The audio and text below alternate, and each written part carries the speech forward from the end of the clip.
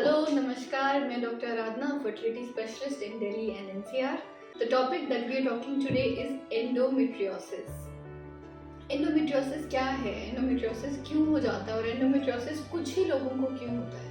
Endometriosis में आप समझिए जैसे महीना जब आता है तो पीरियड फ्लो यहाँ से बाहर करता है, बट एंडोमेट्रियोसिस एक ऐसी डिजीज है जिसमें लेमन लैंग्वेज में रेट्रोग्रेड मेंस्ट्रुएशन होती है. मतलब जो पीरियड का फ्लो है वो बाहर आने के अलावा यहाँ से ट्यूब के जरिए पेरिटोनियल कैविटी मतलब पेट में भी जाता है, और वो जो एंडोमेट्रियल सेल्स हैं वो यूट्रस की वॉल के अंदर, यहाँ ये जो मसल है यूट्रस का इसके अंदर चले जाते हैं, जमा हो जाते हैं, खून की गांठें बनने लग जाती हैं तो उसको एडिनोमायोसिस कहा जाता है. और अगर वो अंडेदानी में इस तरीके से गांठ बना देते हैं तो उसको एंडोमेट्रियोसिस कहा जाता है.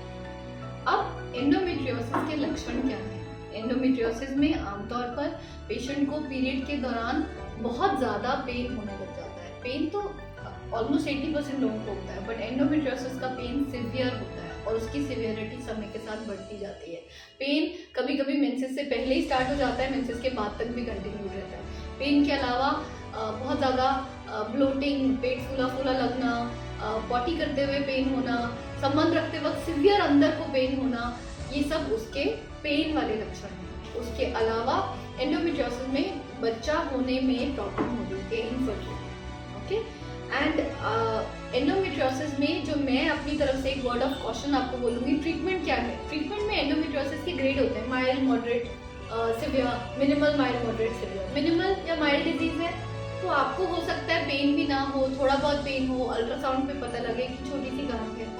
ऐसे में अगर आपकी ट्यूब खुली है, ट्यूब टेस्ट होना इंपॉर्टेंट है, क्योंकि एंडोमेट्रियोसिस ऐसी डिजीज है जब ये गांठें बनती हैं अंडेदानी में तो अंडे, ये आप देख रहे हैं ये बच्चेदानी है, ये ट्यूब है, ये अंडेदानी है, यहाँ से अंडा निकलता है, ट्यूब पकड़ती है उसको, यहाँ जाके बच्चा बन जाता है और इधर आके फाइनली इम्प्लांट हो जाता है.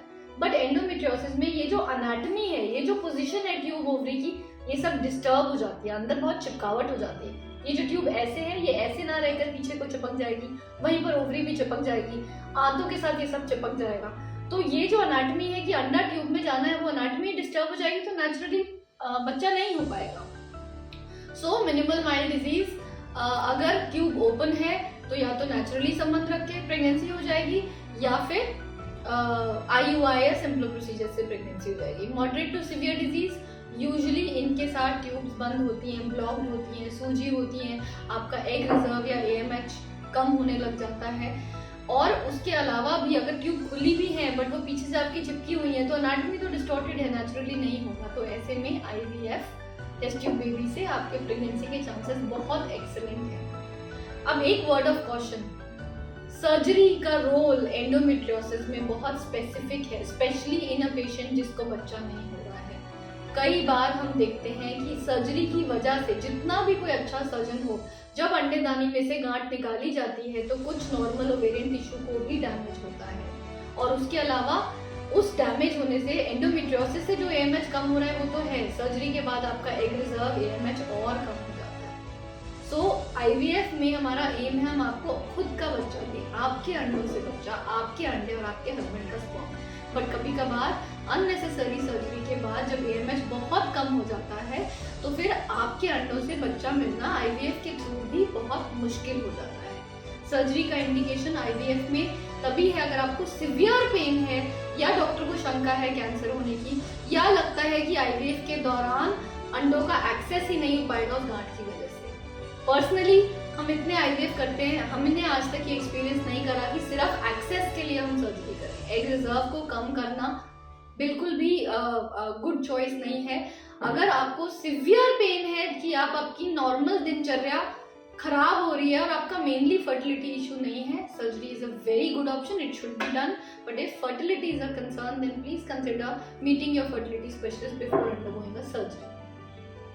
IVF में हम अंडे निकाल के एम्ब्रियो बना के फ्रीज कर देते हैं और फिर जो एंडोमेट्रियोसिस का इफेक्ट है ऑन योर लाइनिंग व्हाटएवर, वो कुछ हार्मोनल इंजेक्शंस देके सप्रेस कर दिया जाता है और अगले साइकिल फ्रीज और ट्रांसफर कराया जाता है, जिससे आपके प्रेगनेंसी चांसेस एक्सेलेंट है. वंस यू आर प्रेग्नेंट, 11-12 महीने 13 महीने पीरियड ही नहीं होना. कितनी बार देखा है कि यही एंडोमेट्रियोमा बड़े बड़े और IVF या प्रेग्नेंट होने के बाद जब सिजेरियन हुआ तो एंडोमेट्रियोसिस गायब। So many cases, moderate to severe endometriosis also will disappear once you're pregnant and you deliver. Happy parenting. And अगर एंडोमेट्रियोसिस का पेन है तो प्लीज फर्टिलिटी स्पेशलिस्ट से मिलिए, अपना ट्रीटमेंट रिकंसिडर करिए, सर्जरी का चॉइसेस अगर हैं तो उनको रिकंसिडर करिए and may God bless you all with the happiness you deserve. Thank you.